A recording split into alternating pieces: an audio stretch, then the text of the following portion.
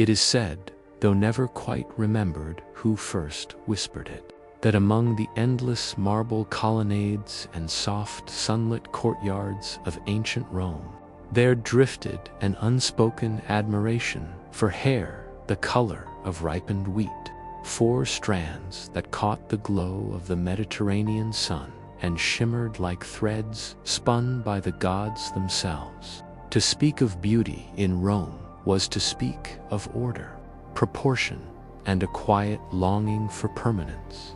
And yet, in that vast empire of stone and shadow, a subtle fascination with the golden hue of hair persisted like the faint scent of perfume long after the wearer had passed. The Romans, whose sense of aesthetics was both disciplined and indulgent, considered hair not merely an adornment, but an emblem of status, origin, and divine favor. Those born with the pale shades of the North Gauls, Germans, slaves taken from cold lands where mist hung low over pine forests, were first noticed for their difference, their hair reflecting a light unknown to the olive-skinned daughters of the Tiber over time. What began as curiosity deepened into imitation, and imitation into fashion, and fashion, as always, into quiet obsession. In the small, perfumed rooms where women of Rome gathered, there was the faint hiss of irons heated over embers, the slow grinding of herbs and minerals, the murmuring of servants, and the thick, sweet smell of oils meant to coax darkness into brightness. They would bleach their hair with ashes and goat's fat, or dye it with powders brought from far provinces, or wear wigs crafted from the plundered locks of northern women. It was, in its way, an empire of vanity, mirroring the empire of war, conquest on one side of the sea, adornment on the other. The hair of blonde slaves, shorn as tribute, traveled south like captured sunlight, braided and sold in the crowded markets near the Subura, where merchants called out in many languages, and everything, even beauty, had its price. The act of dyeing one's hair was not done hurriedly. It was a ritual of patience and monotony, an afternoon that stretched into evening beneath the quiet shade of stone courtyards.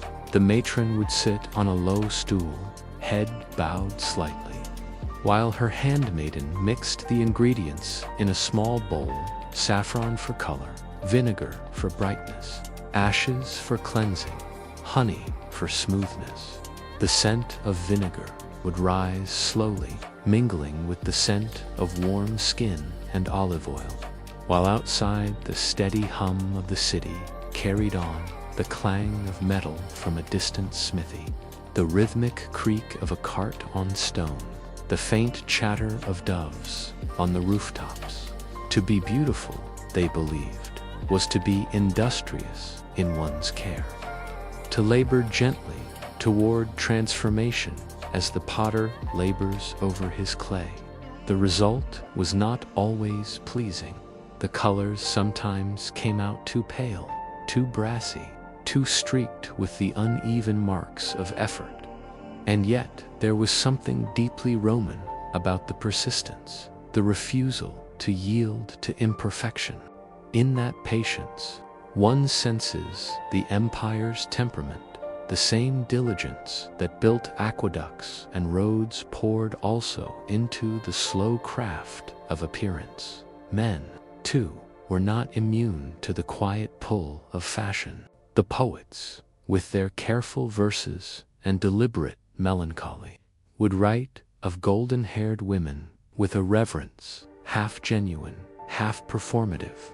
Ovid himself, with his endless wit, made gentle sport of it, advising women in ars amatoria how best to charm, how to tend to the details of allure, and how to wield beauty as softly as one wields a weapon. But beneath the humor was an acknowledgement that appearance mattered, not as vanity alone, but as a reflection of one's place in the delicate order of things. The Roman believed that the external mirrored the internal. Harmony of face and form was proof of harmony within. To alter the hair, then, was to participate in that eternal dance between nature and artifice, between what was given and what was shaped by will. The slaves from Gaul did not know this philosophy. They only knew that their hair was cut and sold, that their loss became another's ornament, that beauty in Rome was a chain like any other, links of power and desire that bound the empire together in ways more subtle than conquest, in the cooler villas of the countryside, where the sea wind carried the smell of cypress and distant salt. The noblewomen would recline after the day's long stillness, the afternoon sun bending low, brushing their gilded hair with ivory combs. The rhythm of the comb, the slow untangling of strands, had a meditative quality, the sound soft and repetitive, like the gentle breathing of the household itself. Servants moved silently, arranging mirrors of polished bronze to catch the fading light, so that even the dimmest rays might touch the golden tresses before the sun withdrew. It is easy, centuries later, to imagine the quiet of those evenings, a stillness punctuated by the chirping of cicadas, the rustle of linen robes, the murmured recollection of gossip from the city. The fascination with blondness had become, by then, an accepted part of Roman grace, a sign of refinement, an echo of the divine. Statues of Venus were sometimes depicted with hints of gold in the marble, their curls faintly tinted by artists who sought to suggest warmth in the cold stone. Even the emperors, always eager to be adored, commissioned busts that flattered their likenesses with lighter tones, as if the gods themselves had touched their foreheads with sunlight. But beneath all that polish and pretense was something deeply human, a longing to be other than one was, a desire to escape the ordinariness of one's own reflection. The women who lightened their hair were not unlike the empire itself, forever expanding, forever reshaping what it touched.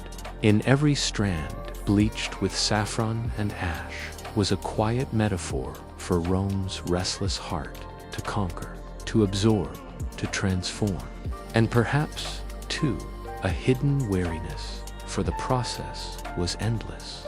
Hair, like history, always grew back in its original color, and so the cycle repeated. Bleach, wait, admire, regret, begin again. To the Romans, this repetition was not futility, but rhythm. As familiar as the turning of the seasons, the coming and going of the floods on the Tiber, the rise and fall of emperors, whose names blurred together with time at night, when the city dimmed and the glow of oil lamps flickered through narrow streets. One might pass a modest home and see, through an open window, the faint outline of a woman combing her pale hair in the mirror's dim reflection. She does not hurry. Her motions are slow, deliberate, practiced. Each stroke of the comb draws out the day's dust and thought, and in that act of care there is something timeless, a ritual older than Rome itself, as if she, too, understands that beauty is less a possession than a pattern. The lamplight catches on the strands, turning them into threads of molten gold for a moment before the shadows reclaim them. Somewhere outside, a dog barks, a cart rattles, a child coughs in his sleep. The empire breathes on, immense and indifferent, while in one quiet room, a woman dreams of being admired in the sunlight. In that dream, her hair gleams brighter than the marble of the temples.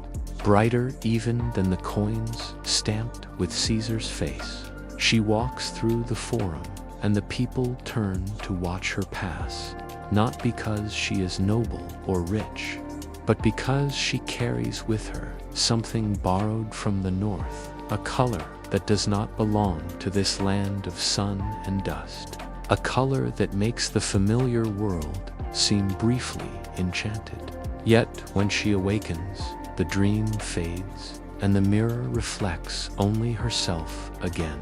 Perhaps that is what Rome's love of blondness truly was. Not a passion for color, but for transformation, for the illusion that change, no matter how fleeting, could lift one from the ordinary into the divine. And so, across centuries and ruins, through poems and portraits and fragments of wigs unearthed from the dust, the story of that quiet fascination endures, not because it mattered greatly, but because it mattered in small, human ways. It was an empire's sigh turned into ritual, a society's longing woven into fashion, a whisper of vanity echoing through time. The golden hair of ancient Rome was not merely decoration. It was the empire's mirror, shimmering, delicate, and destined to fade, yet always reborn in the light of curiosity.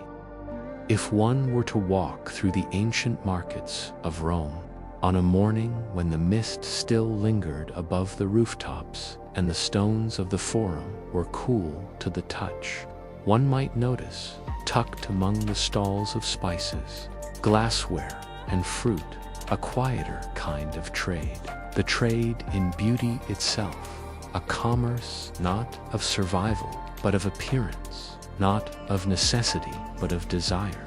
The women of the Subura would come early, their sandals whispering against the dust, their cloaks drawn close as they scanned the offerings, with eyes both cautious and hopeful.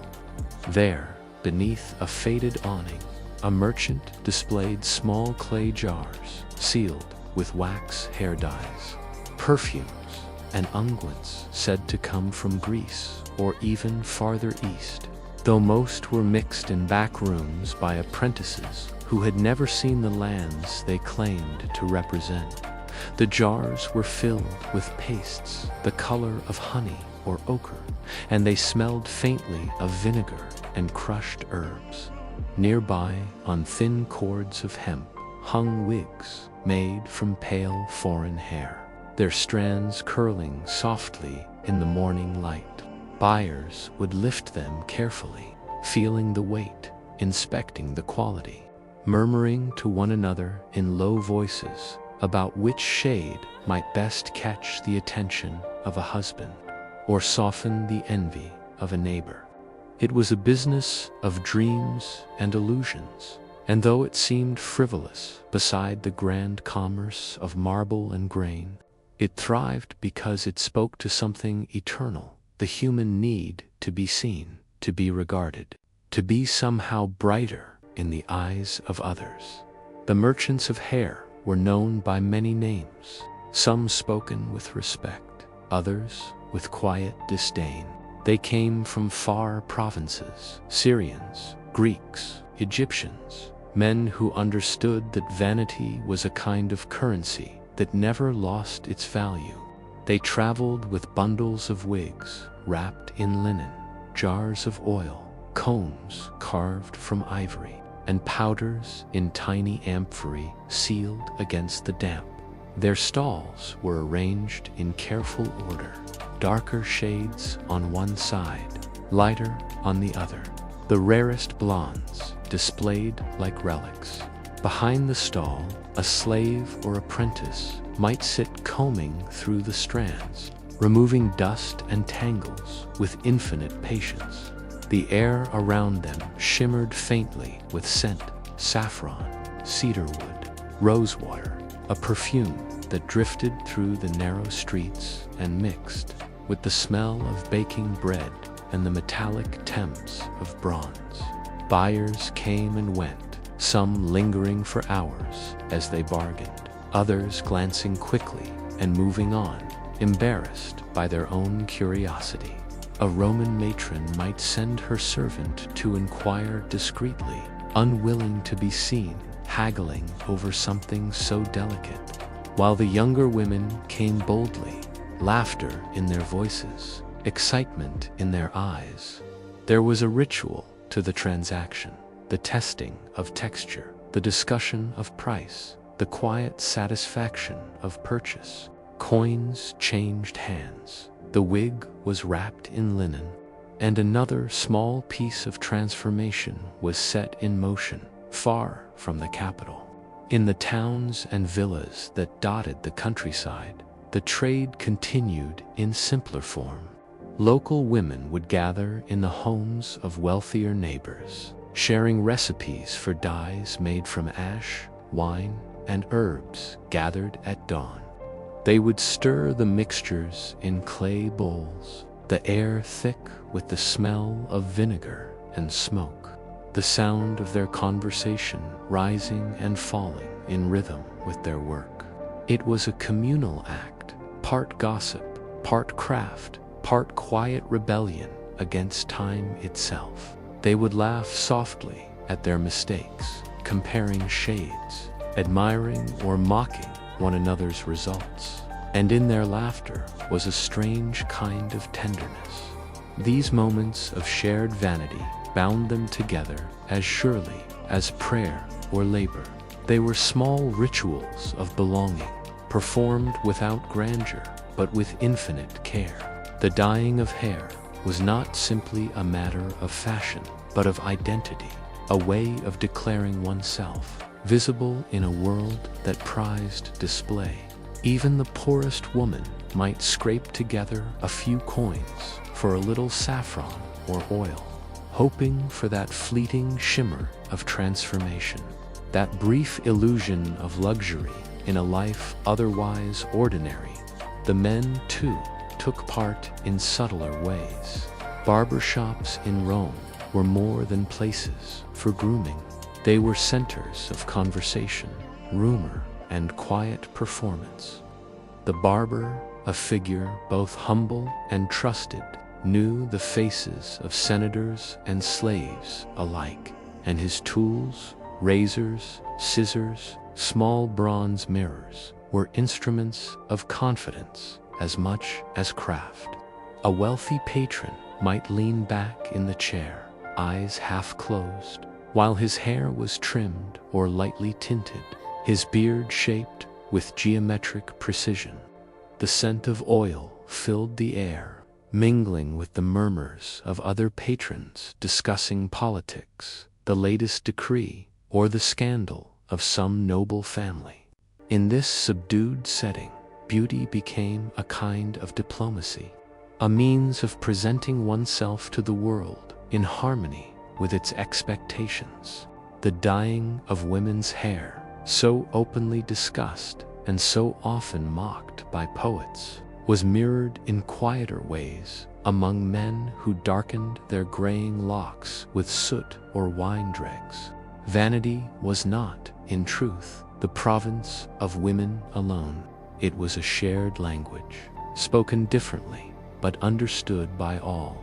As the day lengthened and the sun climbed high above the tiled roofs, the market began to shimmer with heat.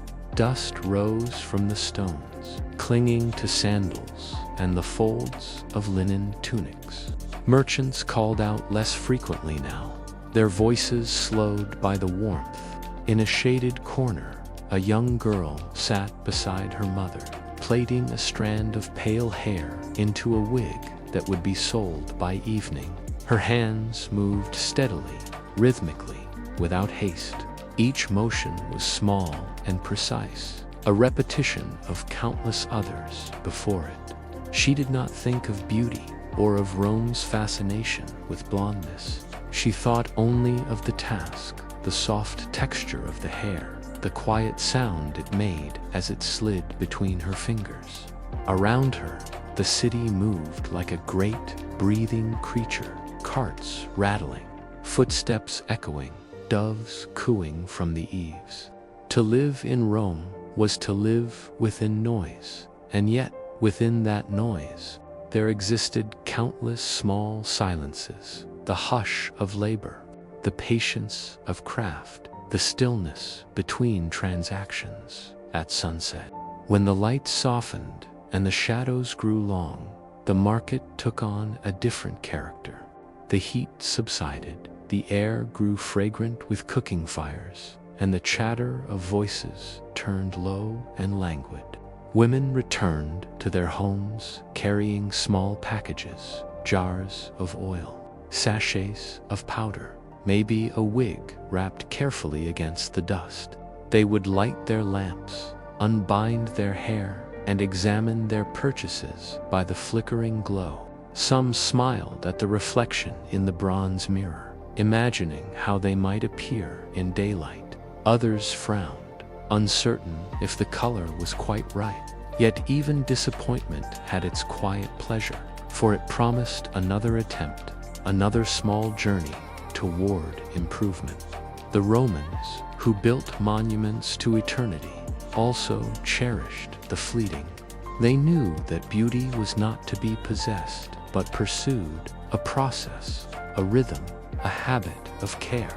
And so, like the endless polishing of marble or the careful tending of a garden, the maintenance of appearance became a form of meditation, a slow, deliberate act that brought calm even to those who knew it was vain. In time, the fascination with blondness would fade, replaced by other fashions, darker curls, plaited crowns, intricate veils. But the memory of those golden days remained, captured in fragments of poetry and the soft, faded pigments of ancient frescoes. Scholars, centuries later, would puzzle over them, wondering why an empire so proud of its traditions had borrowed its beauty from its enemies. Yet, perhaps that was the most Roman thing of all, to absorb what was foreign, to make it its own, to weave the world into its image. The blonde wigs of Roman women were not trophies of conquest, but symbols of adaptation, proof that even in vanity there existed a kind of cultural genius, the ability to transform difference into belonging. And so the trade continued, long after its meaning was forgotten, until one day the merchants vanished, their stalls dismantled, their goods scattered to the wind. The empire fell, but the impulse that sustained them, the wish to adorn, to alter, to shine, endured quietly in every age that followed, in the dim corners of history. One might still imagine the faint scent of those markets, the golden strands glinting in the late afternoon sun, the murmur of a merchant praising his wares. It is an image both vivid and distant, like a dream remembered upon waking, soft around the edges, blurred by time, yet filled with a gentle warmth. To think of it now is to feel the rhythm of that lost world, the patience of its craftsmen, the vanity of its citizens, the endless turning of commerce and desire. It was, like so much of Roman life, both grand and ordinary, both immortal and transient.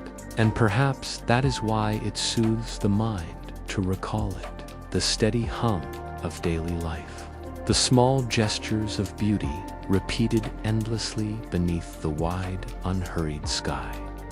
In the private chambers of Roman houses, where the noise of the streets faded to a faint murmur, and the coolness of the marble floors carried the scent of oil and thyme, there began each morning a ritual as steady as the rising of the sun, unhurried art of preparing oneself before the mirror itself, a disk of polished bronze or silver, reflected not with sharpness but with softness, its surface catching only the gentlest outlines of a face, the faint shimmer of hair, the blur of movement that seemed less an image than a memory.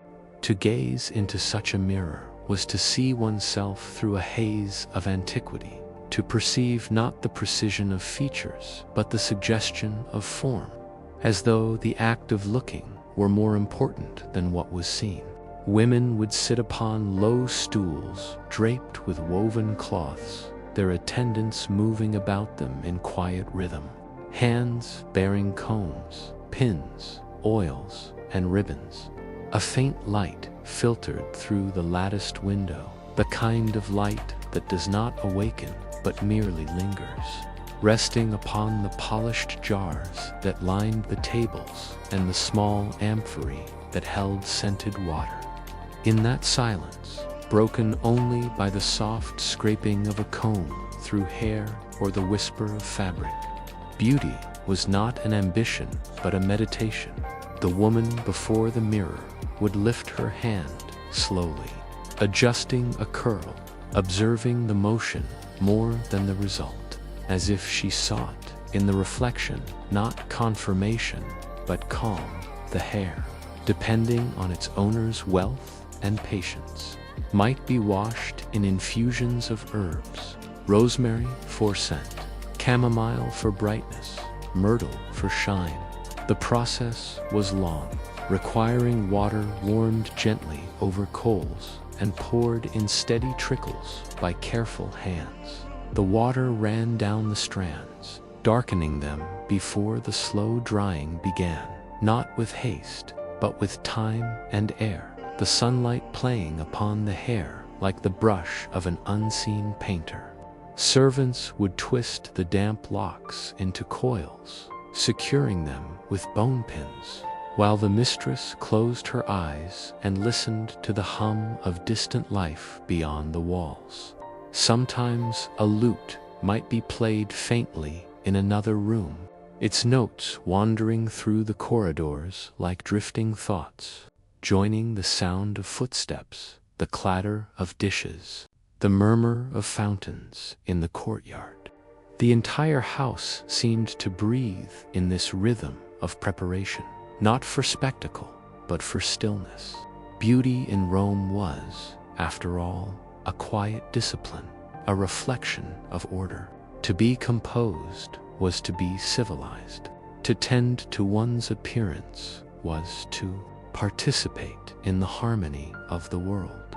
When the hair had dried and the oils had been applied, a mixture of almond and rose, or perhaps myrrh for solemnity, came the slow task of arrangement.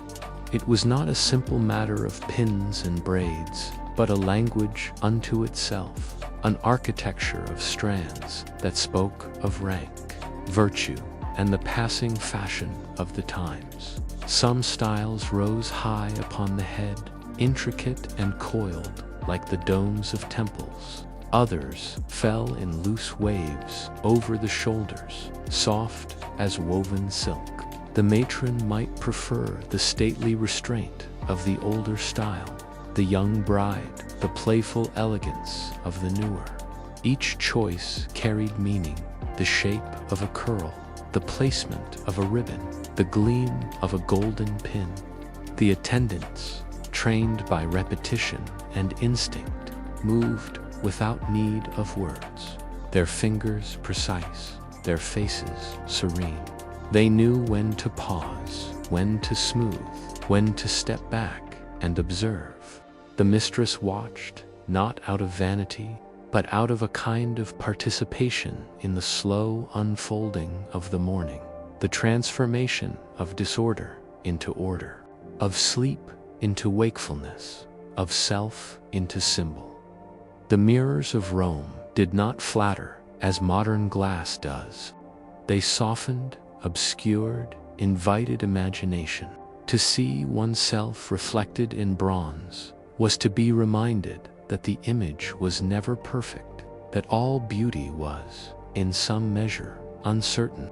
A woman might tilt the mirror, catch her face at a different angle, and see not her own likeness, but the idea of herself, the one she wished to offer the world, the one softened by light, by art, by hope. In this way, the mirror was both a tool and a companion, a silent confidant that bore witness to the daily negotiations between appearance and identity. The poets understood this. They wrote of mirrors as thresholds, as spaces where the self was both found and lost. To look too long, they warned, was to risk vanity, but to look too little was to neglect one's duty to the social harmony. And so the Roman woman learned the balance, to care enough, but not too much, to adorn, but not to flaunt, to glow, but never to burn. After the hair came the face, another slow labor, another layering of time and texture.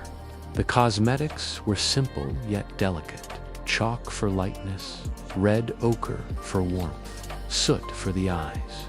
They were applied not with haste, but with reverence, each motion measured, the brush or fingertip moving in soft circles.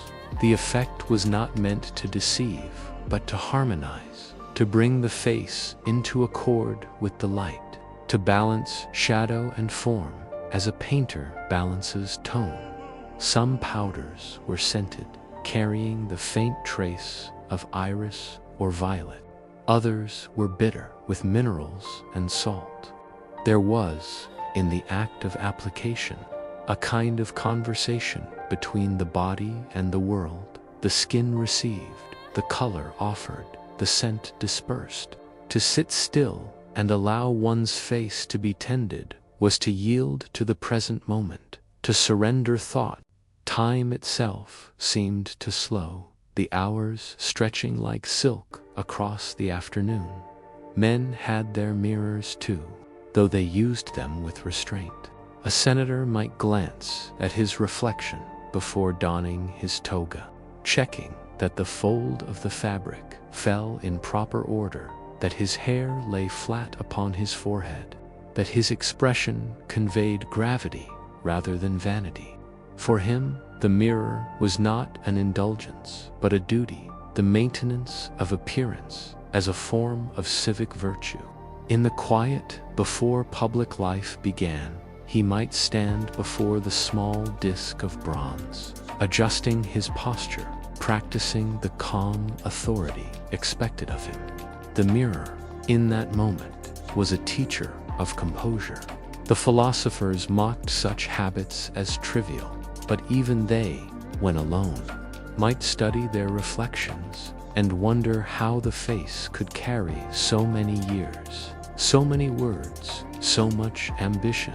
As daylight faded, the mirrors caught the last gold of the sun, reflecting it in soft halos that danced upon the walls. The women would set them aside, wrapping them in linen to keep them from tarnish.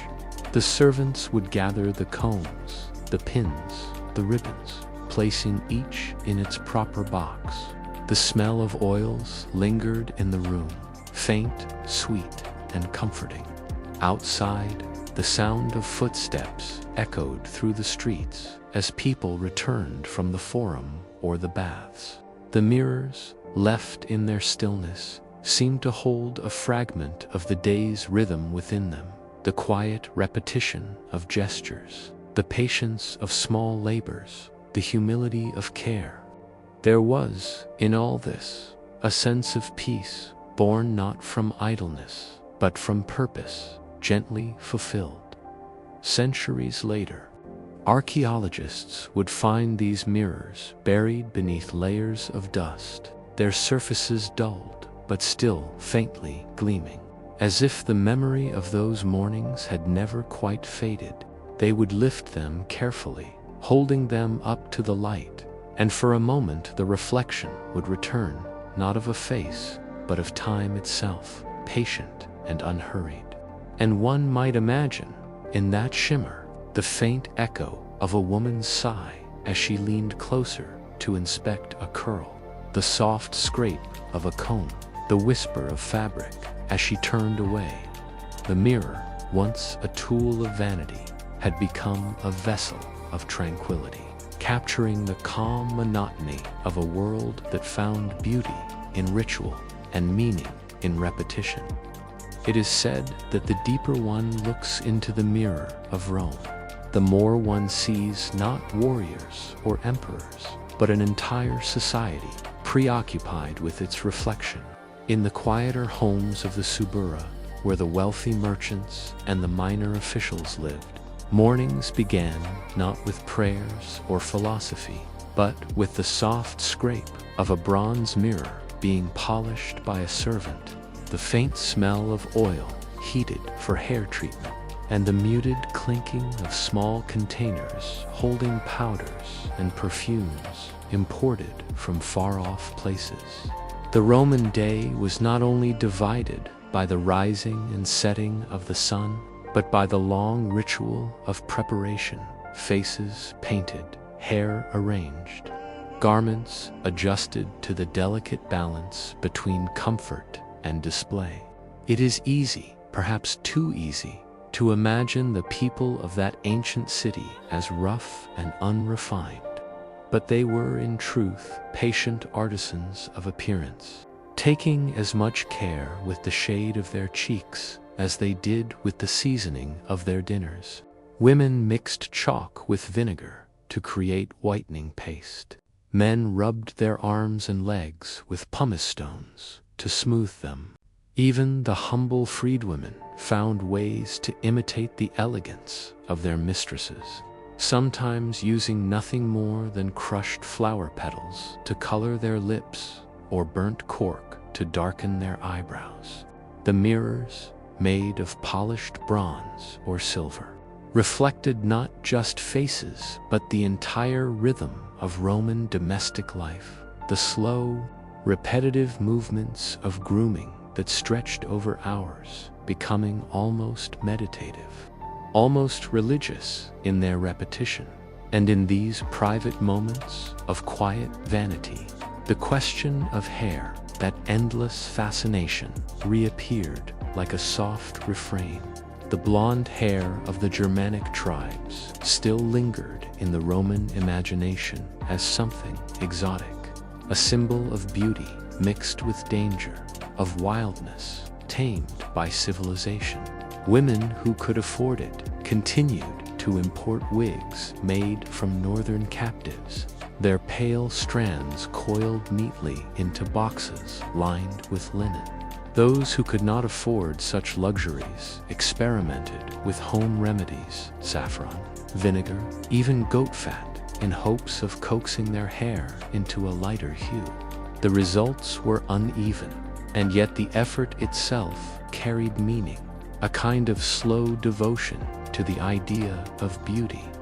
In the back rooms of barber shops, men debated whether light hair diminished one's dignity, whether it made them appear less Roman to Greek or to foreign, and as they argued, they rubbed fragrant oils into their beards, trimmed and shaped their hairline, and stared into their reflections until the morning slipped unnoticed into midday. Vanity in the Roman world was not loud or hurried.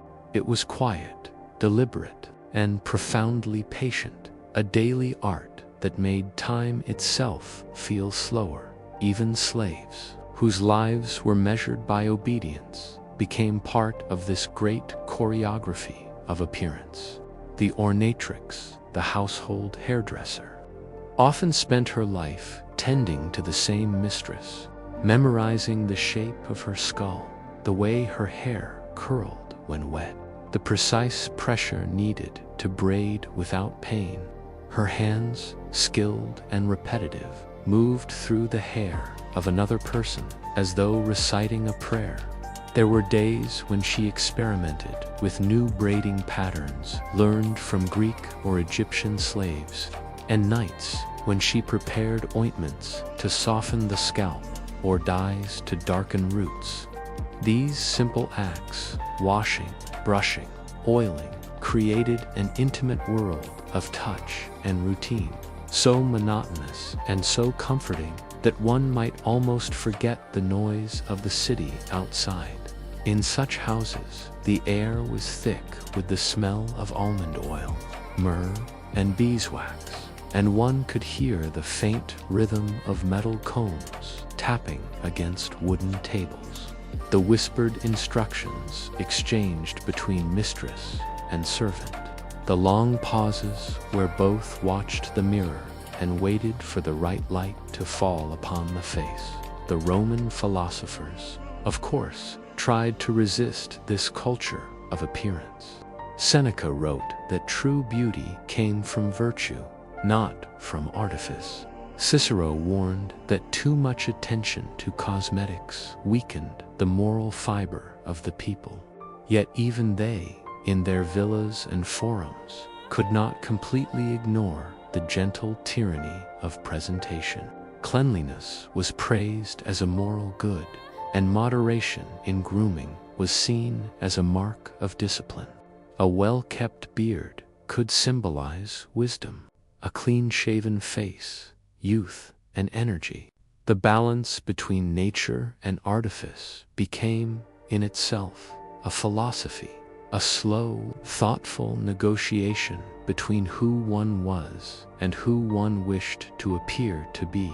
And perhaps that is why the Romans loved mirrors so deeply, because in their surfaces they could contemplate not only their appearance, but their ideals. The mirror did not lie, but it also did not rush. It waited.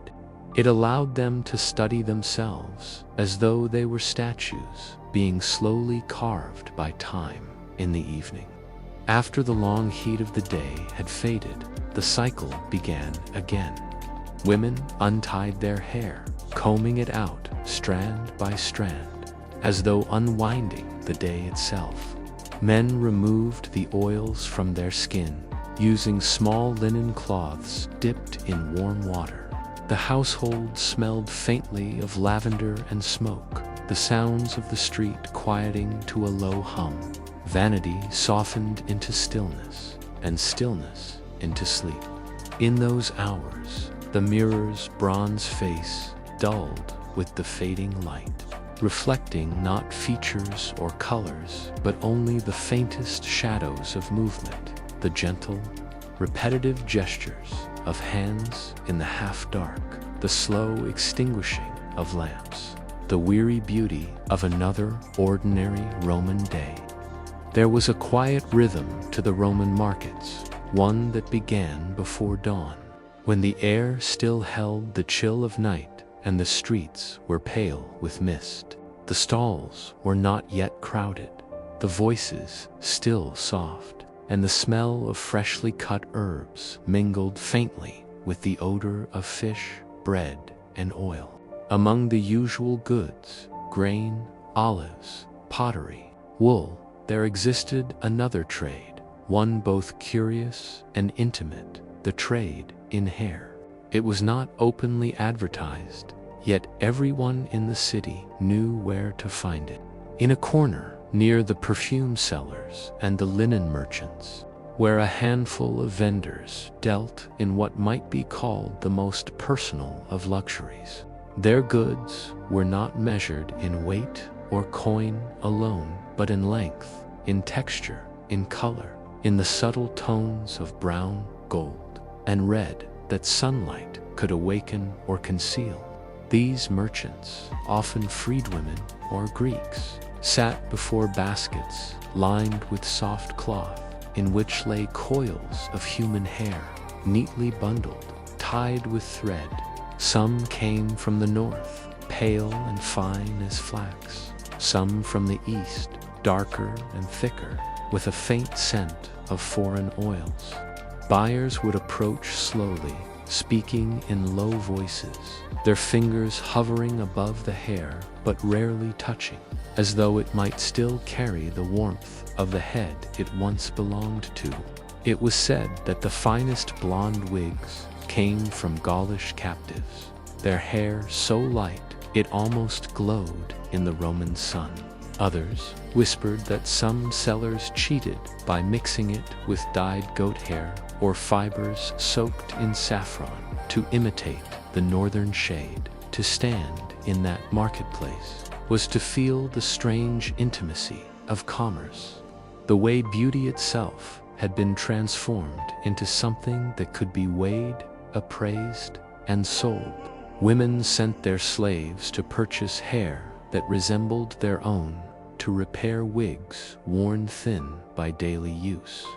Men of higher rank sometimes came to buy oils and combs from the same sellers, feigning disinterest in the bundles of hair, yet lingering just long enough to examine them out of curiosity.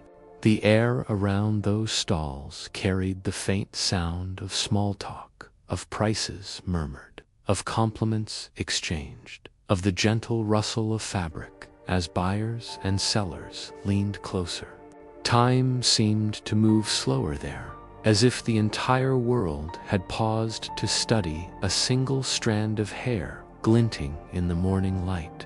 It was a delicate business, both worldly and private, and the merchants understood that discretion was part of the price.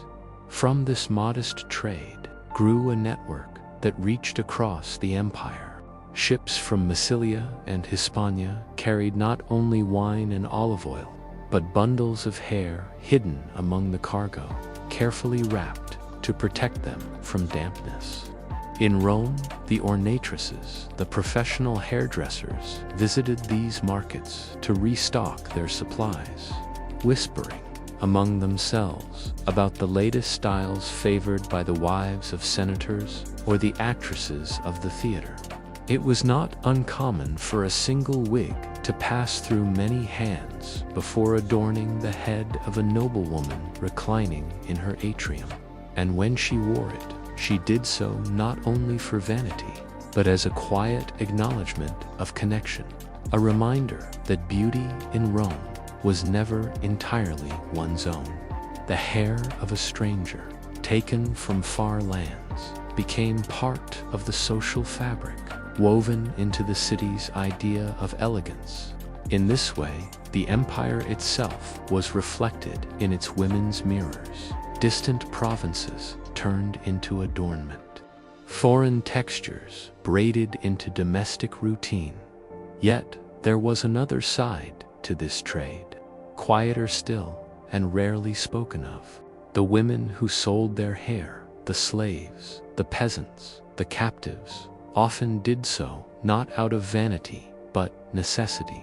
For them, hair was not identity but currency, something to be given up in exchange for bread or a measure of oil. When cut, it left the scalp bare, the headlight and the feeling of loss strangely physical, as though part of their memory had been taken. There were stories of Germanic women who wept when their hair was shorn, of Gallic mothers who comforted their daughters by saying the Romans paid well for beauty, even when it came at the cost of one's own.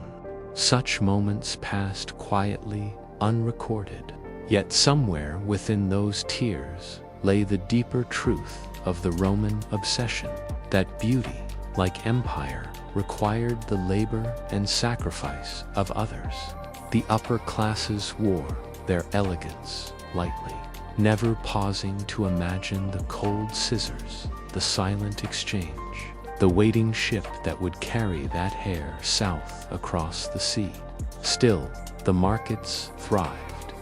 Day after day, the same sellers opened their baskets, arranged their wares, greeted familiar faces, and watched the city flow around them like water. Sometimes, on slow afternoons, they would gossip about their customers, about the senator's wife who bought too much, the actor who requested wigs for comic disguises, the young widow who came in secret, hoping to restore the look of her youth. The rhythm of conversation never changed, soft and circular, returning always to the weather, the prices, and the endless question of what color suited which complexion. Life in that corner of Rome was as repetitive and predictable as the turning of the seasons, and therein lay its comfort.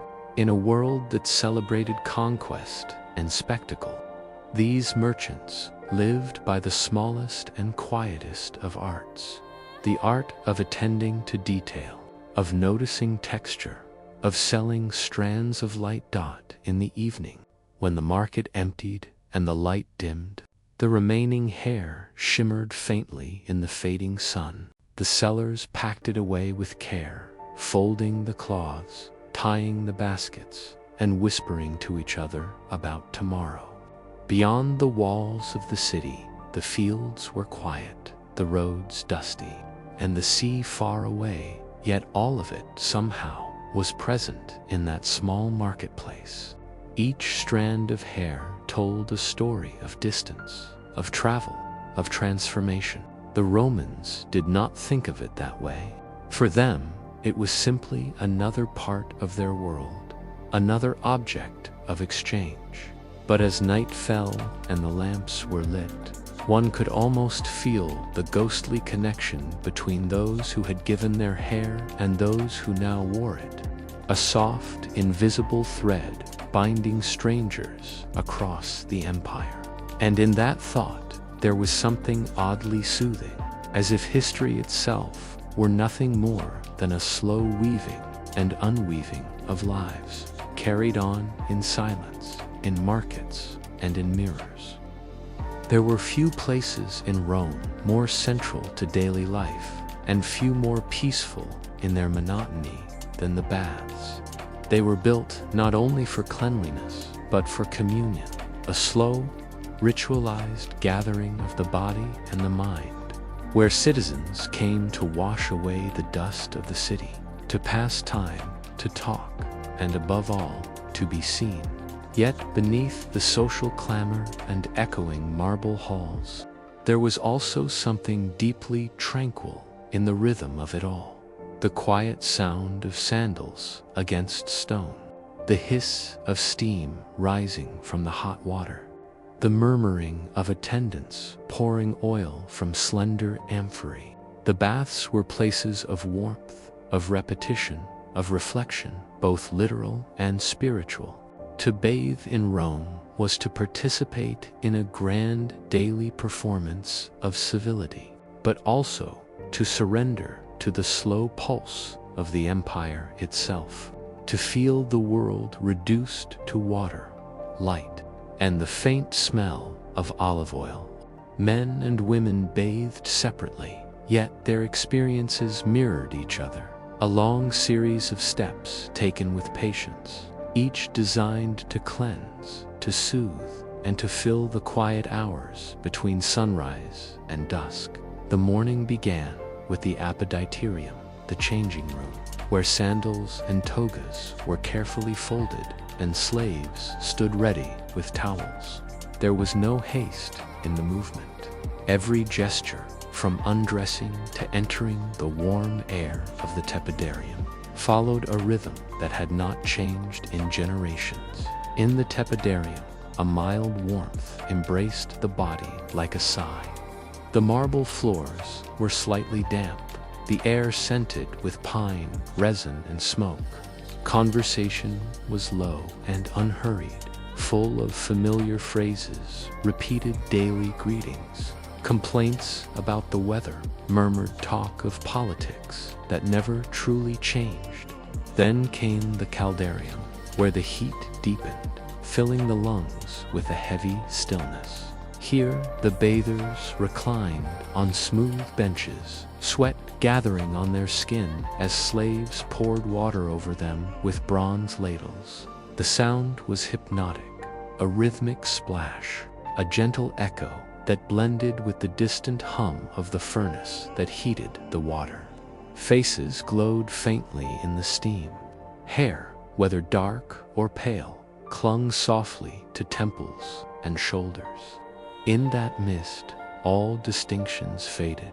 Senators, soldiers, merchants, and poets all looked alike, bare, gleaming, human. Vanity softened into calmness, and calmness into introspection. Some closed their eyes and listened to the water. Others stared at their reflections, trembling in shallow pools.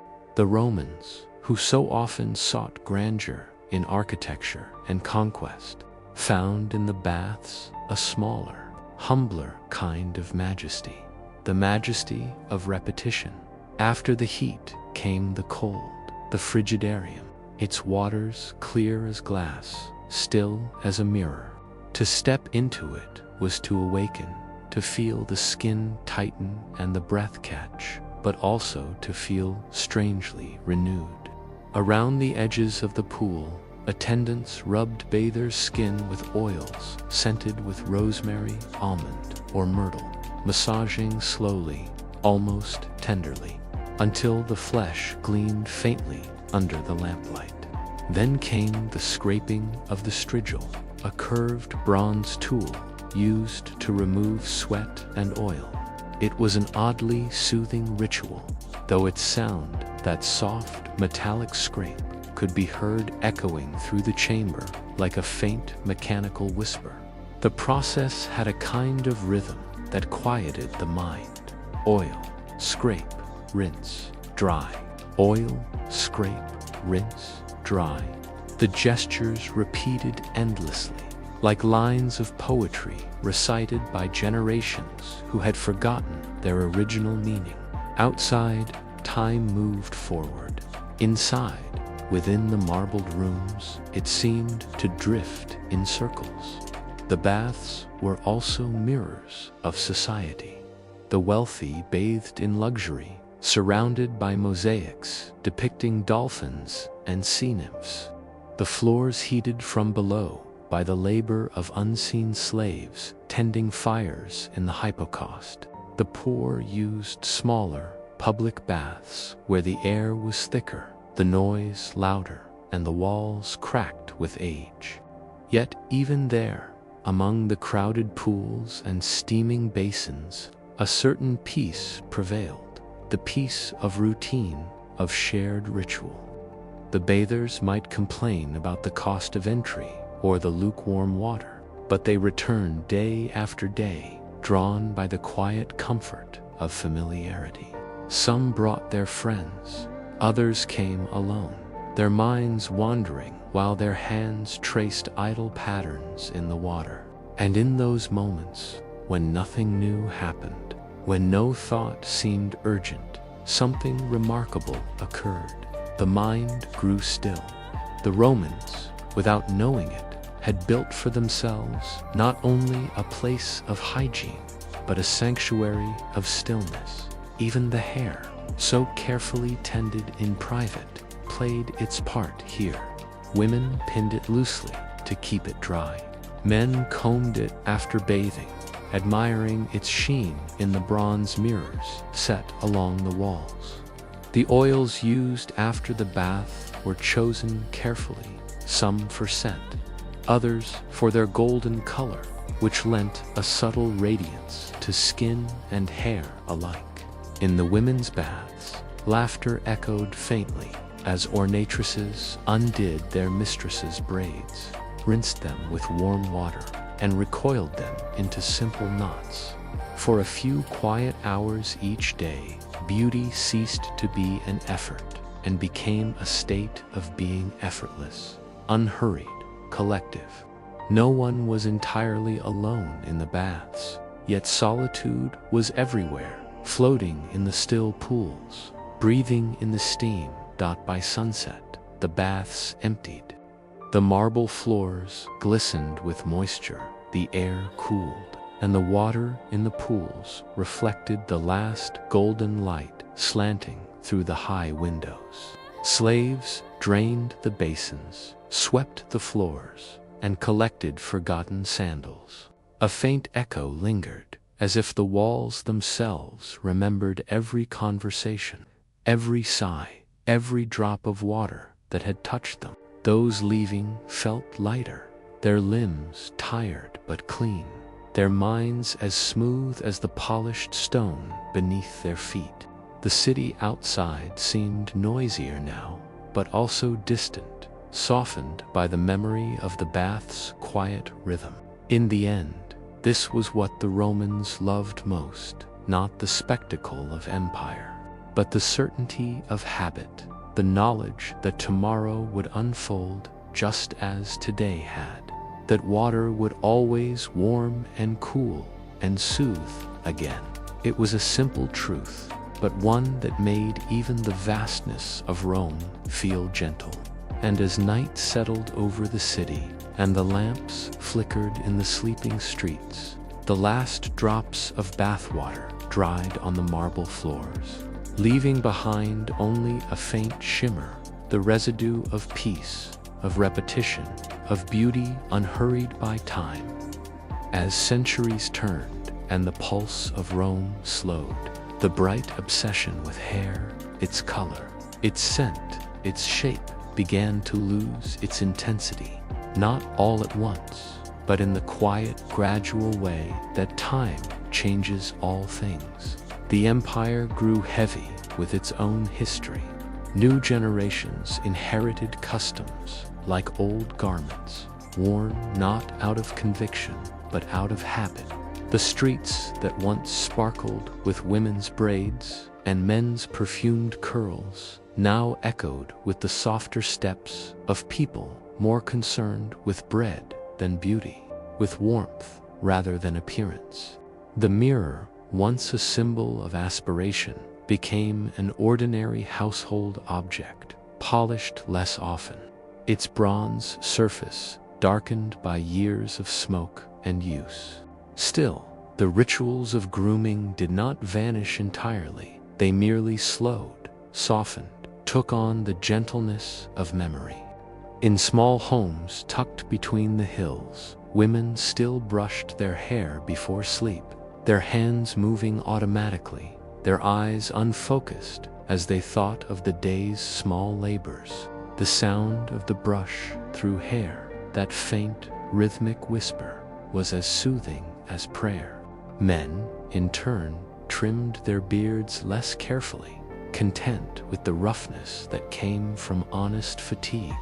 Even the wealthy, whose ancestors had once competed in extravagance, began to prize simplicity, not because they rejected vanity, but because they had grown weary of it. The ideal of blonde beauty, so carefully imported and preserved, faded like a dye exposed too long to the sun. It is tempting to imagine that the Romans simply forgot their earlier obsessions. But in truth, they just remembered differently. The sight of a blonde wig, once a mark of daring elegance, became something faintly nostalgic, a fashion of their grandmother's time, associated with youth and frivolity. The younger women of the late empire, especially in the provinces, favored darker hues, natural textures, looser styles. The poets still mentioned golden hair, but now their praise carried a wistful tone, as though they spoke of something already lost, a beauty belonging to another age. The city, too, changed its face. The marble chipped and dulled, the fountains cracked, and the markets grew quieter. Yet even among the ruins of old extravagance, the slow rituals continued. The mixing of oils, the folding of cloths, the lighting of small lamps before mirrors. These gestures persisted not because they served beauty, but because they gave shape to time. There was something deeply human, almost tender, in the way Rome aged. The empire, vast and powerful, began to behave like an old person who keeps to familiar routines, not out of vanity, but comfort. The morning oil was applied because it had always been. The mirror was polished because one's mother had done so. The hair was brushed because the hands remembered the movement better than the mind did. The great waves of conquest had receded, leaving behind a sea of small, repetitive actions. In those actions, there was peace. The citizens who came after the glory years did not speak of beauty as conquest, but as maintenance, the slow tending of what remains. Even the wig makers and merchants of the hair market found their trade diminishing. The demand for imported hair dwindled. The ships that once carried bundles of golden strands now brought more practical goods: grain, salt, timber. Yet a few still sold what little they had, sitting patiently behind their small tables, surrounded by memories of brightness. They no longer boasted of the origin of their wares. They simply waited, day after day, for a customer who might still care. The act of waiting itself became a kind of faith, an echo of the old world's patience. In the fading light of the late empire, the baths too began to change. Fewer lamps were lit. The water cooled more quickly. The walls, once adorned with mosaics of sea gods, grew dim with soot. The people still came, but they came quietly, not as participants in a grand social ritual, but as tired bodies seeking warmth. And yet, within that weariness, there remained a trace of grace. A woman washing her hair in lukewarm water, her fingers combing through the strands by candlelight, carried forward the entire history of Roman vanity without even realizing it. Her gesture was the same as that of her ancestors, though she no longer named it as beauty. It was simply life. Perhaps this is how all civilizations end, not in flame or triumph, but in the slow continuation of their smallest habits. The Romans did not abandon their mirrors. They simply stopped looking too closely into them. In the villas of the countryside, where time moved even slower, old men and women sat by the window and watched the sun move across the floor, its light turning hair silver and walls gold. The hours stretched, soft and uneventful. A servant might enter with a bowl of water, a brush, a small flask of oil. The air smelled faintly of dust and myrrh. The old woman lifted her hair, now thin, once blonde perhaps, and began to brush it, her arm moving in long, even strokes. The brush made a low sound, a small reminder that she still existed, that the world still moved. She did not hurry. She did not think of beauty or age. She simply brushed, the same way she had since girlhood, the same way her mother and her grandmother had before her. In that moment, the empire's vast history narrowed into a single, repetitive motion, soft as a breath. And perhaps that was Rome's true immortality, not its marble or its legions, but its quiet insistence on continuity, on care, on the slow, almost sacred act of tending to oneself day after day, century after century. When darkness came, the lamps flickered in the draught, the brush was set aside, the mirror turned face down, and the silence of the night pressed gently on the house. Outside, the roads that once carried emperors and soldiers were empty. The wind moved through the broken arches and scattered leaves into the baths and temples. The stars above the old city were the same as they had been in its youth, distant, indifferent, yet somehow comforting in their permanence. Somewhere in the ruins, a bronze mirror still caught their light, dimly reflecting a pale gleam across the dust. It waited, as if remembering the faces it had once held, the hair that had once shone before it, the hands that had polished it smooth. And in that waiting, there was peace, a peace as deep and still as sleep itself.